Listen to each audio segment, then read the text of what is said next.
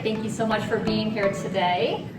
So human or AI, for those of you in the front, you have some paddles there. One side is a smiley face representing us humans. The other side is the robot representing AI. We'll be using that a couple of times in the session. I like to keep things interactive. You can also use it to fan yourself since it gets a little warm in here too. So let me start off with this question. Based on what you've heard so far at the conference, who do you think is ultimately going to be in control, whether it's marketing or business, 5 years from now? The human or the AI? So raise your paddle facing me. Which one do you think? Okay, raise them high.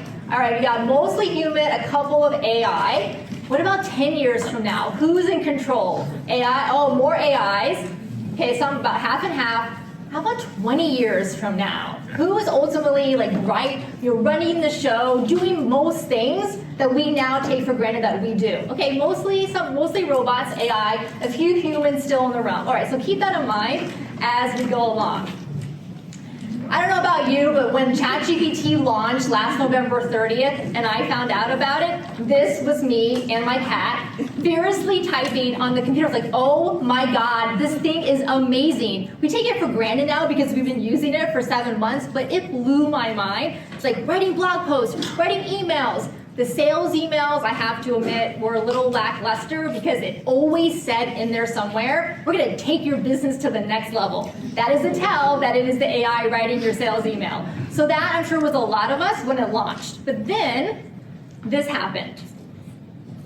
We realized that if we all use ChatGPT out of the box, we're all going to end up sounding exactly the same as everyone else because it just does these word predictions. So you put a prompt in, it's going to probably sound pretty similar from person to person and brand to brand, which obviously is not what we want as marketers and business leaders. So today we're going to talk about the problem with what I call generic internet voice and LLMs. We're going to talk about defining your brand voice, what's your mean, that's an acronym that I have, and we'll talk about that. Case studies for your brand AI using both regular ChatGPT and fine-tuned GPT-4, and how to integrate storytelling in a meaningful way into your AI content, including through empathetic writing, which the previous panel of CMOs mentioned in that session. And then we'll leave off with next steps you can take. So my background is in marketing, technology, politics, and history, an unusual combination, probably, but I started in technology 20 years ago as a software developer, building large complex systems for companies like Office Depot and Lowe's.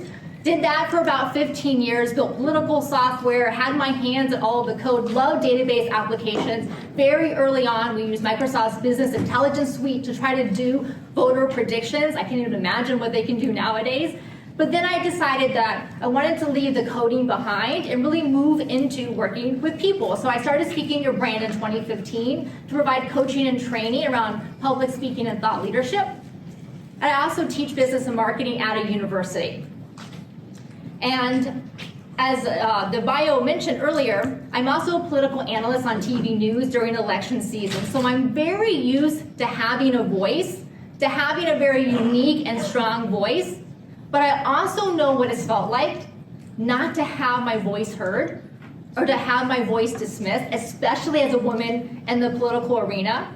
And when ChatGPT came out, these AI tools, I realized that I needed to make sure that women were represented in what's going on in AI, because I want to make sure that everyone's voices get heard and considered. So your voice matters, right? We have the AI, the robots in there, and it's going to be doing a lot of that work for us, which is great. Because like Paul Roetzer said in his keynote this morning, we all want more time back to do the things that we truly enjoy and have AI take those tedious tasks away from us. But I want to make sure that our lessons, our insights, our perspectives, and our stories still get infused into the marketing and the leadership that we're doing. So when I ask this question, who comes to mind when you think generic internet voice? Okay, Siri, Alexa, what else? Like a person, can you imagine a marketing person on the internet? Does any visual come to mind? Well, maybe you'll recognize this guy. This is the bro marketer who does those photo shoots in front of the fancy jets and the fancy cars that he's rented for the hour to do that, because he wants to make sure that you're making a lot of money on the internet as quickly as possible.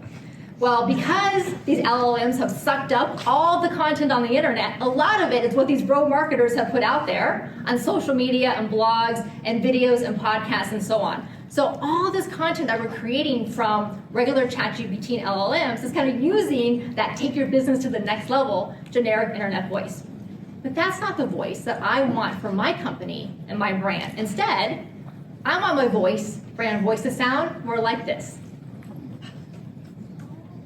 And when I meet Thomas Jefferson, I'm a compel him to include women in the sequel. So if you've seen the musical Hamilton, yeah? Any Hamilton fans out there? So the Schuyler sisters, and what are they singing there? They want to make sure women get put into the sequel to the Declaration of Independence and the US Constitution. So I want my brand voice to sound more like this: empowered, inspiring, strong, and in control. So if your brand voice were a meme, what would it be? That was my meme, the Schuyler sisters from Hamilton's.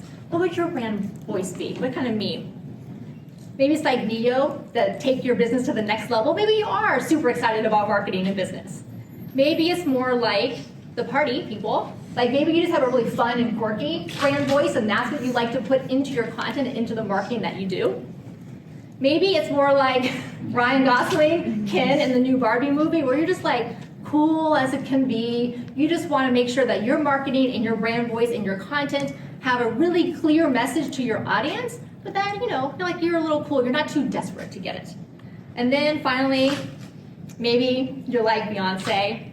I'm not bossy. I'm just the boss. So that's what you want to make sure your brand voice is putting out there. So think about, what are these funny gifs or memes that you can kind of think about for your own brand voice? So when we think about brand voice, we hear a lot about personality and tone. Professional, serious, funny, quirky, like that. What kind of personality and tone is your brand voice? And that is important. We definitely want to make sure that our content represents and reflects who we are as people and who we are as companies and brands. But there's so much more underneath the surface of brand voice than just personality and tone. What are some things that come to mind when you think of brand voice besides just personality and tone? Anything?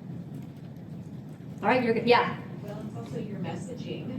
Yes, your messaging. Your unique distinction. Unique distinction in your messaging. What else? Yeah. Editorial style. Editorial style. What else comes to mind? Yeah. Industry jargon. Yeah, that's a good one. What else? Accessibility. Accessibility. Good. Yeah. Voice. Yes. Yeah. Intention. Ooh, your intention. All right, these are good. So I think that most of these will fall under the categories here. So I love acronyms. I will think of an acronym for anything that you give me to put together. So this is the MEME acronym that stands for Mission, Expertise, Methodology, and Experiences. This is what I want you to think about for your brand voice, in addition to the tone and the personality that you're going to infuse into the content that you're creating with AI as your co-pilot. Oh, and by the way, you will have access to these slides here, and there's a workbook that goes along with it. So at the end of the presentation, there'll be a QR code that you can scan to get access to this. Please take pictures if you want, but you will have the slides. So let's take a look at this brand voice canvas. So I created this brand voice canvas in the lines of the business model canvas and the value proposition canvas to give us a visual framework, a visual tool to think about our own brand voice. So as we work with these AI tools and LLMs, we can make sure they're doing what we want them to do. So your mission, why you do the work you do, and the world you imagine could be possible. I believe that businesses can be a source for good in the world. So if you think about whatever your business is, what is that better world you imagine for your clients, your customers, and your society? The second one, the E, expertise, what your business does, your subject matter expertise. Your methodology, how you do the work, so your unique approach, your framework, your perspective. And then finally, those experiences, who you are as an embodied human, your stories, insights, and lessons. And I chose the word embodied specifically because that's one thing the AI, the robots, don't yet have. They don't have our bodies, so we need to make sure that we are doubling down on those human experience and putting that into our content. So here's an example for my company, Speaking Your Brand, and how we would fill out the Brand Voice Canvas. So our mission is to amplify and champion women's voices and stories so we have more women of influence in tech, science, politics, business, the media, and so on. Our expertise, well, public speaking, thought leadership, personal branding. Our methodology, we have a variety of frameworks we've created. And then those experiences. So I share speaking successes and speaking failures. Those hard-won life lessons is what creates that connection between us and our audiences. So now, let's go back to our human or AI game. So for those of you who have the paddles, let's go to the first one here. Mission. You see I have like a slider there between human and robot. Where would you put, let's start with mission. How many of you with the paddles, raise your paddle if you think mission is aligned more with the human or more with the AI, the robot? Okay. All right, yes, A+. Everyone put up human. Expertise. Which one would you put for expertise? Who has more expertise, the human or the robot? All right. Oh, we have a lot of humans. You all are very optimistic about expertise compared to the robots. Methodology. Who has that one? Human or robot? Okay, a lot of robots. Oh, interesting. And experiences. Okay, we should have mostly humans on that one. Okay, great. So yes, that's exactly it. Now, I put mission way over on the human side because we define the mission, what's important to us. Eventually, the AI, they may decide that they can create a better world than we have. Maybe we'll be grateful for that because we haven't done a great job in a lot of areas, but for right now, we own mission. Expertise, this may be a little bit controversial.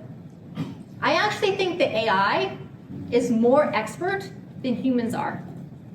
You ask it anything, electrical engineering, quantum mechanics, marketing, public speaking tips, the AI's got it. They can give you tip after tip, article after article, obviously check the sources, but they have the expertise. Methodology, I'm gonna put us in the middle. Like we create frameworks, we put meaning behind the work that we do, but the AI is gonna be really good at doing that for us as well. Those experiences, at least as of right now, we own those experiences. So I want you to double down on the mission and experience as part of your brand voice as you create content. I love this sign from the writer's strike when that started. It says, ChatGPT doesn't have childhood trauma. And we know so much of the best stories, TV, movies come from our experiences, and yes, sadly, childhood trauma. But hold this thought, because I think ChatGPT can fake childhood trauma pretty well in a surprising way. Plus, with it having scraped up the entire internet, I think it's been traumatized by everything that it has found on there. So I think ChatGPT actually does have some trauma that it can write about. So I showed that brand voice canvas with the mission and the experiences as the place to focus on. So this was a LinkedIn post that I did about a week and a half ago. Elon Musk announced his new company, X.AI, not to be confused with the rebrand of Twitter as X. This is a different thing. He announces it, the list of 12 men in leadership positions. There are no women in leadership at that company. And the goal of that company, he says, is to understand the true nature of the universe. Well, I have a problem that there are no women in that leadership team. So I did a LinkedIn post on this that has gotten very fast engagement, because your mission and your thought leadership create brand engagement. As has been talked about in other sessions here today, we don't necessarily need to create more content or faster content. We need to create better content. How do we do that? Focus on the mission, focus on the experiences. So I want you to think about, what is your unique viewpoint and perspective for your industry? What do you do or believe that's different or challenges the status quo?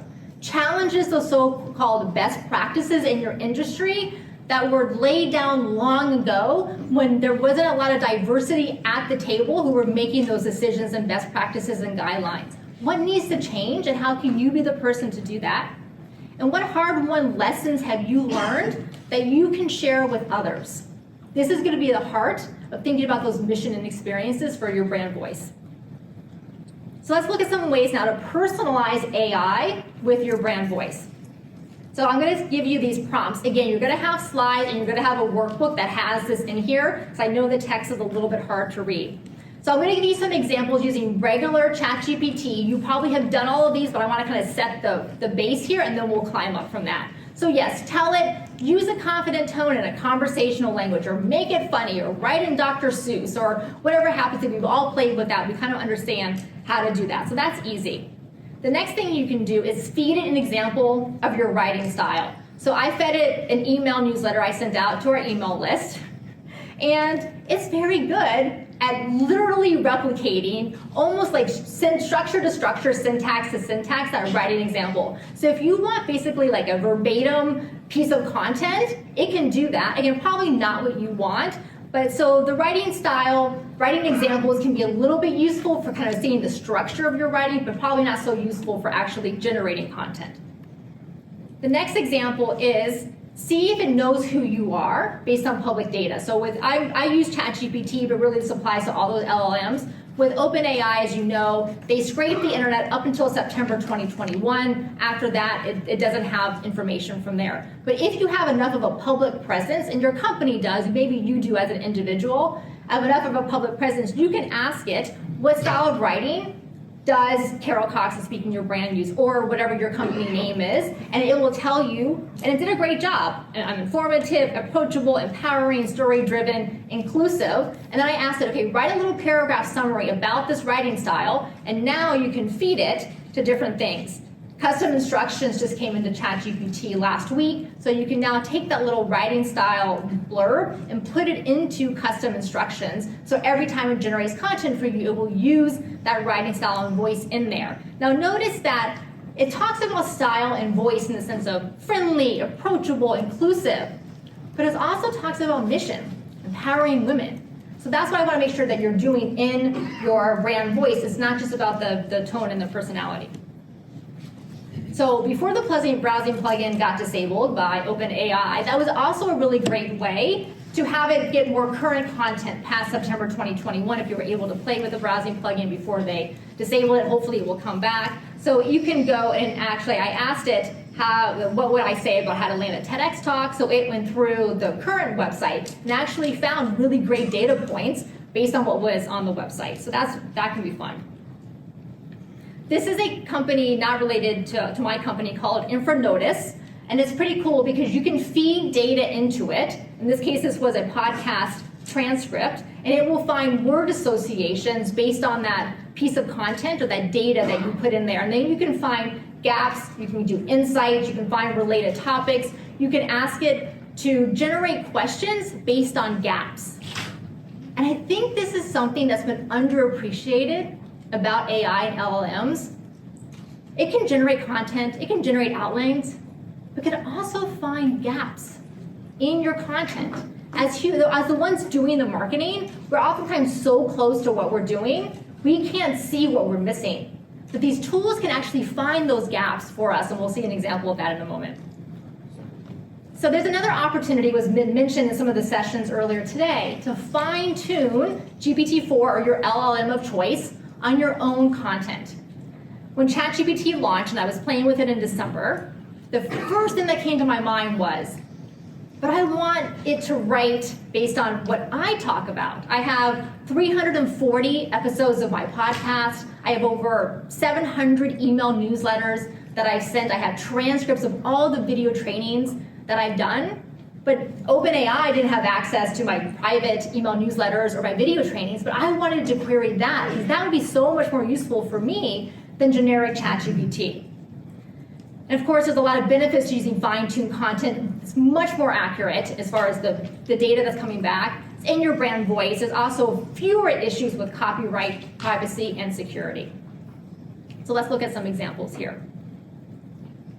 Oh, this is from McKinsey. This came out maybe about a month ago. So they did a whole research article about the AI space and LLMs. And one thing that they say is applications built from fine-tuned models stand out. So it's not just me saying that. It's not just the other speakers here saying this. these big companies understand that this is going to be such an integral part of how we use AI within our companies. Same thing with Andreessen Horowitz. So here's let me give you a case study, a mini case study of using regular ChatGPT versus fine-tune. So I asked regular ChatGPT, write a blog post about storytelling for speakers. And it did a fine job. It talked about making sure to connect with your audience, leave a lasting impression, today's fast-paced world, and so on. So it's fine. I could probably use it with a little bit of adjustment, but honestly, I don't want to do more work. Like I would just sit down and just write it myself if I'm going to have to extensively edit what it gives back to me. So let's look at the example with a fine-tuned content. So we took all of my podcast content, email newsletters, video trainings, we chunked it out, we put it into a vector database, so all these embeddings files, so it could find those word associations. So I asked the fine-tuned version of ChatGPT, write a blog post about storytelling for speakers. And now, it got the language I use. I could actually use this verbatim with very little editing. Which to me, like that's the time. That is where the time savings is coming in. I talk about the rags to riches narratives. Don't do those. Digging deep, being raw, vulnerable, and authentic with your content. So you can go find my podcast transcripts and you can see those words in there. So much more accurate. So we're calling it Chat SYB for speaking your brand, kind of the takeoff of ChatGPT. And we're using this internally for our own operations and with our clients. So these are the things that we're using it for right now. Creating content in our brand voice, analyzing content for gaps and improvements, brainstorming new ideas and opportunities, leveraging frameworks, and providing a DIY service. And we'll look at some examples of these because these may be use cases that you can also use within your company. So here's an example of generic response about the expert trap. So I talk about this idea of the expert trap for women, and it comes back saying that women are expected to prove themselves over and over again. But this is fine-tuned, though. What I talk about with this idea of the expert trap is not about women having to prove themselves, although that is the case, but that is like what generic ChatGPT talks about. What I talk about with the expert trap for women is how we get so comfortable in our expertise, like wearing a nice little comfy jacket. So we have the degrees, we have the credentials, we have the experience, we have the pats on the back, that we don't want to take the coat off and have an opinion. Or put ourselves out there as thought leaders for the risk of getting criticism. And I've had my fair share of criticism over the years, so I've developed that thicker skin to take that jacket off, but I want more women to do that. That's what I mean by the expert trap. Generic ChatGPT does not know that, but my fine-tuned version does. So again, now I can create better content because I don't have to do all of that editing. So here is our generic, this is the one that we had our programming team hook up, so it's querying my podcast to write a blog post about our mission and what makes it unique. This is really cool because I know what our mission is, but am I conveying that in our content in an accurate way? So now you could, whether you're using regular ChatGPT, if you have enough content out on the internet, or you use the fine-tuned version, you can compare, is it what you think your mission is, actually what you're putting out into the world, and then how can you fix that? So that's one great use case for it. We also created a ChatGPT plugin. So you may have seen the plugin ecosystem within ChatGPT. That is an excellent opportunity for some free marketing and visibility with the 100 million users who are using ChatGPT, and whatever subset of them are using plugins. So if you haven't yet developed a public-facing plugin, that would be a good use case for people using ChatGPT. Think about getting your IT team, your programming team to do that, because now you can help potential clients, kind of this DIY self-service version. They get to know you, you have that visibility, and now you can nurture them along the funnel. So here is the one that we created. Right now it's just for internal use because it's using our embeddings with our podcast transcripts and all of that, so this is not for public use as of right now. But you can see it's going through, it's querying the plugin to find what are the most frequently mentioned tips in my podcast for getting paid to speak. So again, it's putting it out there. And again, these are my tips. You can go to ChatGPT, ask it, what are tips for getting paid to speak? It's going to give you a fine list, but I want to know what is it that I say versus what it says. So think about plugins for your marketing and visibility. So we talked about mission. Now, I want to look at fine-tune GPT for personalized content creation. So this is about the mission, which I talked about earlier. Let's talk about finding insights and opportunities. Again, I think this is a use case that hasn't been explored as much as it could be. We talk a lot in marketing about user personas, customer personas, system personas, all of that. You can feed, especially fine-tuned models, your customer personas, and then it can write back customized content that would appeal to those customer personas in the language of that voice of the customer, which we know is so important, but also in our own language. Oh, this was a lot of fun. So I asked it, looking at my content, so looking at all of my podcasts, what insights can you share? Where do I have gaps? Like, what do I not see because I'm so focused on it? So it's actually, I just did this a couple months ago. I said I had limited focus on virtual communications. And I'm like, well, I mean, I did have a podcast during the pandemic, so my podcast has been around since 2017, and we talked about virtual communications a lot, but I think I was kind of like wanted to pretend that we didn't have to do all of our presentations on Zoom, so I probably didn't do as much podcast content on virtual as I should have, but there's an opportunity. But then it said it had limited content on personal branding. I was like, oh, that's kind of interesting. I really haven't done a lot of topics on personal branding. So I had to come up with some episode ideas, and I kind of finagled these a little bit, so they weren't exactly the 4 that I used, but I did use those. And in June, so just last month, we did a 4-part podcast series, all on personal branding. Listeners loved it, got a lot of engagement on LinkedIn, a lot of podcast downloads. This would not have happened without fine-tuned ChatGPT. I never would have done this series. I would have totally missed this opportunity.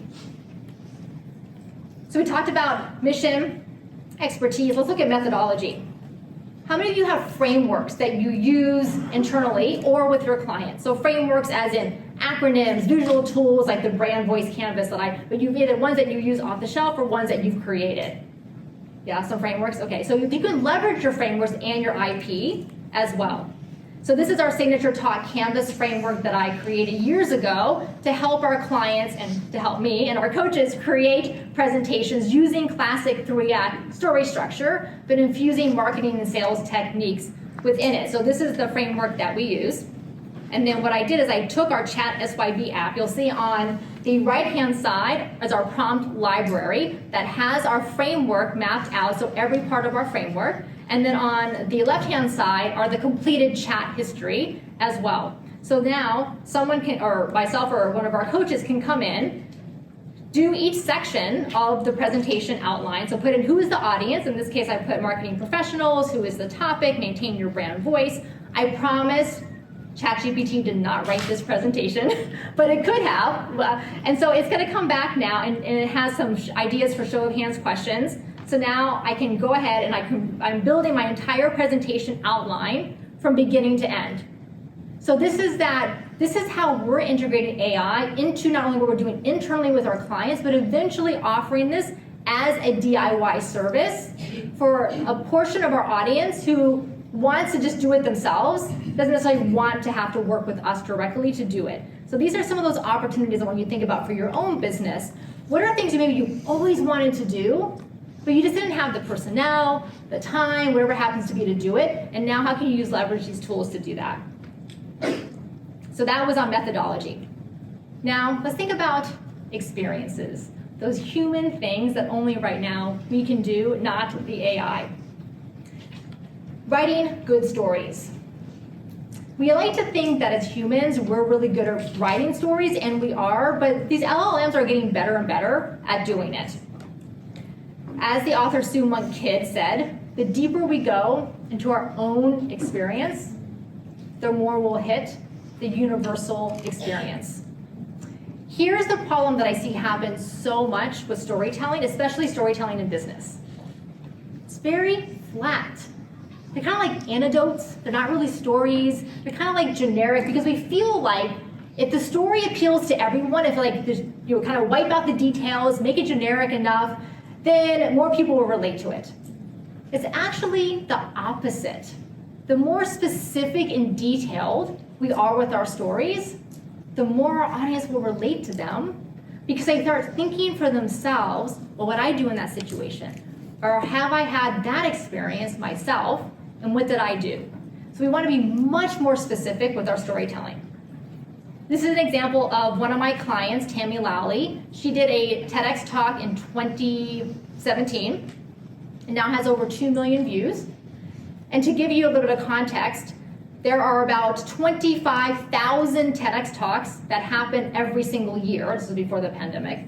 Every single year, 25,000 TEDx talks that are out there. Most of them get a few hundred, maybe a few thousand views, because she's not Brene Brown or Simon Sinek. Like, she's not at that level. But she has over 2 million views, being an unknown speaker before this. The reason she has 2 million views is because of what this person said on the TED.com page. I could hear my pain in your voice.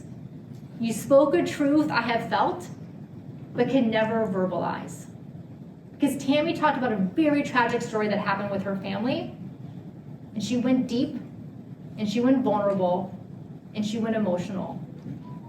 And she did that because she knew that was how she was going to make a change with her audience, and frankly with herself. It transformed herself doing this talk. That's the power of human experiences and storytelling. And that's what I'm excited about with ChatGPT and LLMs. Let them do kind of like the marketing work of like the stuff that gets tedious for us. Let us embrace storytelling for what we're doing. So let's think about human or AI. Again, okay. This kind of gave, if you've used ChatGPT and you ask us some questions and you're kind of doing things, have you ever had that moment where you're like, I don't know, this might be sentient, right? Okay, if you have a paddle, raise it to the robot. If you've ever had that experience where you're like, I don't know, I think this AI is like holding back on me. I think it knows a little bit more, feels a little bit more than I expected. Yeah, anyone? Okay, yeah, we got some, okay. I asked it to write a blog post about handling nerves in public speaking. I said, include a personal story. So, it was again, kind of just a very basic prompt. So it decides it is the public speaker. I didn't tell it that it was the public speaker. It decided it. So it was presenting at an open AI conference, makes sense, to a crowd of 5,000 experts.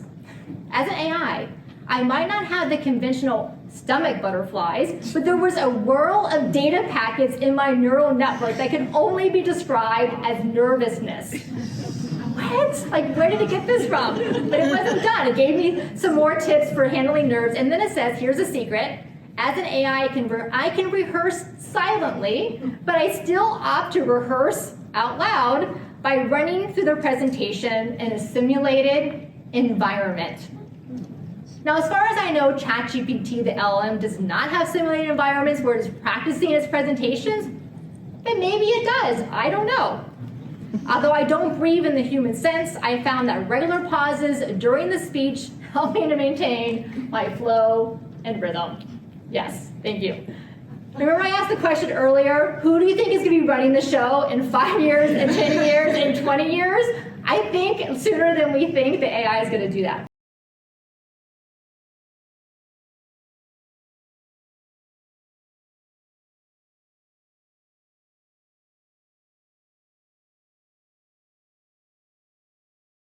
Movie, ChatGPT, Chappie. I was like, okay, Chappie, I want you to write a personal story, not about you. Let's go to a human. So I said, okay, write about a public speaker who's a woman. And then it did it, and it did a pretty good job. But it was, again, the story's a little flat. Like, it lacks details. It's kind of like a broad brushstroke story. Like, okay, but we can do a better job than that. So what I want you to think about is adding these key ingredients to your stories as you're creating them, whether it's written content, presentations, podcast interviews, videos that you're doing, any type of storytelling that you're doing. Spice up your stories with what I call ideal ingredients. Lovely artwork here created by Midjourney. So here are these ideal ingredients. Imagery. Set the scene. Where are you? What does it look like? Are you in a conference room? Are you at home? Are you on an airplane? Where are you on a Zoom call? What's going on? Set the scene like you're filming a movie. What does that look like? Dialogue. Dialogue is so important for storytelling, and if you just ask LLMs to write a story, or frankly, if you just ask someone on your team to write a story, they're probably not going to put dialogue in it. But that's what makes a great story. Emotion. Humor, curiosity, fear, excitement. What are those emotions in your story? Action, something needs to happen. How are we getting from point A to point B? And then what's that lesson you want to share based on that story? So those are the ideal story ingredients. So here's an example. I went back and I said, okay, please write a blog post about handling nerves in public speaking. This time use those ideal story ingredients in it. So it did it, and then you can see it has dialogue. It gave the characters names, which is also really important. It set the scene, a grand ballroom of the convention center, very apropos.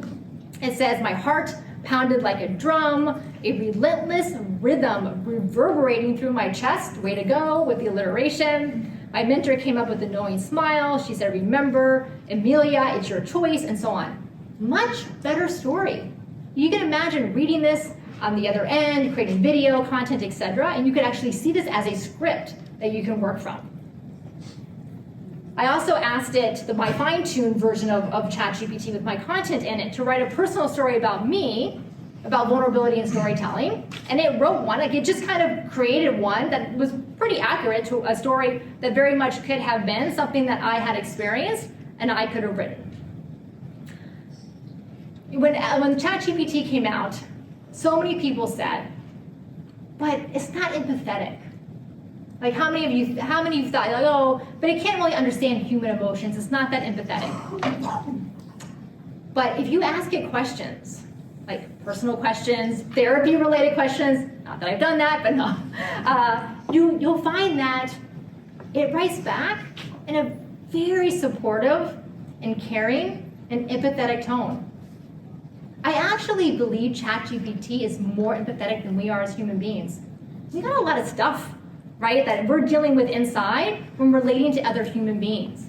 ChatGPT, at least the way that it's been trained, doesn't seem to have that same type of stuff, despite everything that's psyched up about the internet.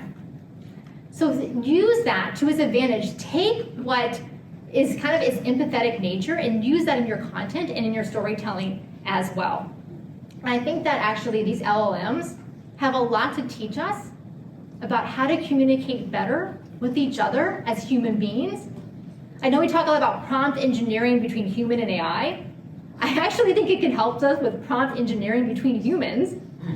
I'm a very concise writer. I like to write, but I'm not a flowery writer. Like, I don't like go on and on and on and on. That's just not my style. So when I'm like writing emails back to people, like, again, I'm very short and, to the point. And sometimes I'm like, this person, I know them, they would probably appreciate a little bit more of the cheerleading, like that kind of stuff. So I'll go into ChatGPT and be like, can you just like pump this up a little bit? And it does a great job, and I send that, and then the recipient is really happy about it. Now, on the ethics side, do I need a disclaimer in my email, just like a one-to-one personal email, that this was like assisted by ChatGPT? I don't know, I haven't figured that out yet. I need to go back to the ethics class here. You can also use ChatGPT to find lessons from a story. So this is pretty cool. Maybe you had a personal experience when you were young growing up, maybe 2 weeks ago, maybe 20 years ago, that really impacted you. You think about it a lot. But you're not quite sure what the lesson is to draw from that story that would be useful to your audience, of your potential clients. So you can give it a little snippet of the story, and then it will come back and give you the lesson. So here's what happened. When I was 8 years old, my little sister was 5, my mom took us to Disney World in Orlando for the first time. Super excited. So we get to Disney World, we start going on the rides. I go on the teacups, the ones that go around. But my sister didn't want to go. I guess, I don't know, she was scared or whatever. So they stood on the outside. So I went on the ride, I got off, go out the exit, look around. Guess what? I do not see my mom or my sister anywhere at all. So I stood there for a moment, got a little teary, as an 8-year-old little girl would. And I'm like, oh well. So then I decided to go on all the rides at Disney World by myself. No parents, no adults. I do not know what the people in the line at the ride or the ride attendants were thinking. I think they probably thought I was with whoever was sitting next to me. I went on Pirates of the Caribbean. I went on It's a Small World. I was having the time of my life. A few hours goes by, I'm like, oh, I guess I should go find the Lost and Found. Like, I had my fun. So I go to Lost and Found, and they're like, yeah, your mom's really worried about you. I'm like, okay, yeah. So, but they weren't there. They had just come, to find me. I'm like, okay, well, I'll see you later. So I left the Lost and Found, went on some more rides and came back. And they're like, no, you need to stay here now. So my mom and sister eventually came back. They were not happy because they spent that entire time looking for me and not going on any rides. My poor sister. So what are the lessons that you can draw from this? Independence, resilience for sure. Like, it's very clearly part of my personality, but also communication. Like, I probably needed to go to Lost and Found right away and just turn myself in and sit down there or not. So that's an example of a really detailed personal story. That was probably a lot more interesting than me telling you, yeah, I was 8 and I got lost at Disney World and went on the rides. Okay. Put those details into even your business stories. I promise you, your B2B customers, no matter who they are, appreciate personal detailed stories. So, and you can ask it to expand on that. So that original story snippet that I gave it obviously was very short. You can ask the LLM, expand on it, use some of these things like imagery, dialogue, and so on. So it does a good job with that. Oh, brainstorm story ideas and write a story. So this is pretty good. So I asked it, what are some stories, personal stories about writing marketing content and for business leaders. So then it came up with some different stories, and I had it write a story based on these story ideas. So that's another really great use of these LLMs is ideation for stories. Here's an example where I said, give me some story ideas for the topic of climate change. Because maybe I want to work on something, or I want to work on a blog post or a piece of content, but just like I can't think of any story ideas. Like I don't know. When I was a little kid, did I like the environment? Did I care? I don't know. So then it comes up with story ideas. Gardening with grandma, hometown flooding, cancel family tradition, wildlife encounters. And now I'm like, oh yeah, that reminds me of that time that I did this, and now I can create my own story, but at least it's giving me those ideas, because there's nothing worse than starting with that blank document, and you're like, I don't know, I can't think of any stories about climate change. Okay, so now let's think about, how are we doing on time? We're doing great on time. Next steps. So remember, if you take nothing away from this session here, your voice matters. Not only your company's brand voice, but your voice as an individual. What is it that you want to say? What is it that you want to change? What's the difference you want to make? Start putting out those things that you care about in addition to what your company cares about. Go ahead and fill out that brand voice canvas. Focus on the mission and the experiences pieces especially. And again, you'll get that in the download. I'm going to give you the link here in just a moment. Fine-tune your content for your brand AI, however you choose to do that. Whether it's internal, you have the IT team who can do that for you, or you find a consulting company, software company who can do this. This is going to be a game changer for your content creation. Think about how you're integrating AI into all of your operations and business model, and I welcome you to connect with me on LinkedIn. You can just search for Carol Cox Speaking, and you'll find my profile there. This is how we're integrating AI into our business model of Speaking Your Brand. Again, we're not a tech company. We do coaching and training around public speaking and thought leadership. I deliberately left the tech world behind when I founded this company in 2015, but I guess once a tech person, always a tech person, which is why I'm back in it. So this is how we're integrating AI. Fine-tuning the model on our own internal content, finding some of our own clients who are podcasters and content creators and getting them set up to also fine-tune their content. Doing that signature talk canvas framework where we can use it internally as we work with clients. Eventually having that public-facing version, like a DIY service for clients to use. And this is the one I'm most excited about. Remember back that LinkedIn post about X.AI having no women in its 12 leadership positions? And this idea of the generic internet voice? All of that data that the LLMs have sucked up, most of it was written by men about men. Because that's all the books that have been written, all the media profiles, the articles, obviously a lot of social media posts, that's half and half. But so much of the authoritative writing that's out there was written by men and about men, and I want to make sure women's voices are integrated into that. So what I'm doing is creating an API, so basically a fine-tuned model, trained on women's content, speeches, books, writings, and so on. So then you can query that, so that you get quotes by women. So you get those lessons and insights from women's perspectives, not just the generic internet voice. I invite you to listen to the Speaking Your Brand podcast if you're interested in public speaking, personal branding, and thought leadership. Lots of great episodes on there. I have done episodes this year related to AI. Those are a few of them you can listen to. And I mentioned we call ChatGPT Chappy because of the movie. Always be nice to the robots, because I have a feeling whether it's 20 years from now, 10 years from now, or 5 years from now, they will be running the show.